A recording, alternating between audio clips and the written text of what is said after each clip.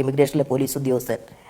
അദ്ദേഹം ഇങ്ങനെ സൂക്ഷിച്ചു നോക്കട്ടെ. ലാത്തി മഹാതകൻ എന്തൊക്കെയോ ഭയങ്കര വികാര പ്രകടനത്തോടുകൂടി സംസാരിക്കുന്നു.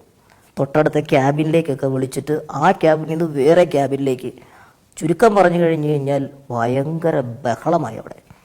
ലാത്തി മഹാന്നൊക്കെ പറഞ്ഞിട്ട് വിളിക്കുന്നു. ഈ സമയത്ത് എന്നെ പിടിച്ചിരിക്കുന്ന MM ജോർജിൻ്റെ കൈകൾ മുറുകുന്നത് എനിക്ക് മനസ്സിലായി. കാരണം എന്തോ പ്രശ്നമുണ്ട്. ടെൻഷൻ എനിക്ക് നല്ല ചങ്കിടിച്ചു തുടങ്ങി. ഒരു അറബി ഓടി ഇങ്ങ് വന്നിട്ട് ഇയാളുടെ കയ്യിൽ നിന്ന് തന്നെ പിടിച്ചിങ്ങ് മേടിക്കുക. മേടിച്ചതോടുകൂടി മറ്റേ ആളുടെ മുഖം അങ്ങ് മാറി. അതായത് ഉത്തരവാദിത്വത്തോടുകൂടി ഏൽപ്പിച്ചതാണ്, ഇതേ ഈ സാധനം കൈവിട്ട് പോയി എന്നുള്ള രീതിയിൽ പുള്ളി കതിക്കുന്നു. ഇയാൾ എന്നെ അവിടെ നിന്ന് കൊണ്ടുപോവാണങ്ങ്.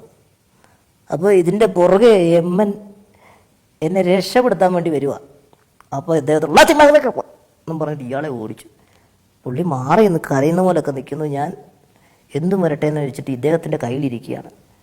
നേരെ കൊണ്ടുപോയി എയർപോർട്ട് മാനേജർ, ഈ ഇതിൻ്റെ എല്ലാം ഒരു മാനേജറുടെ റൂമിലേക്കാണ് കൊണ്ടുവന്ന് എന്നെ ആ ടേബിളിലേക്ക് നിർത്തി.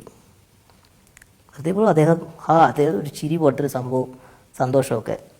ഈശ്വരാനുഗ്രഹം കൊണ്ട് അവിടം തൊട്ട് കളക്ഷനായിരുന്നു. അവിടെ നിന്ന് തന്നെ കിട്ടി 100 ദിറംസ്. കുറച്ച് ഫോട്ടോസ് എടുത്തു. അത് കഴിഞ്ഞപ്പോഴാണ് മനസ്സിലായത് നമ്മളെ അവർ സ്വീകരിച്ചതാണത്. അവരുടെ ഒരു സന്തോഷം അവർ രേഖപ്പെടുത്തിയ, കാരണം അവർ ആദ്യമായിട്ടാണ് ഇത്രയും ചെറിയ ഒരാളെ കാണുന്നത്.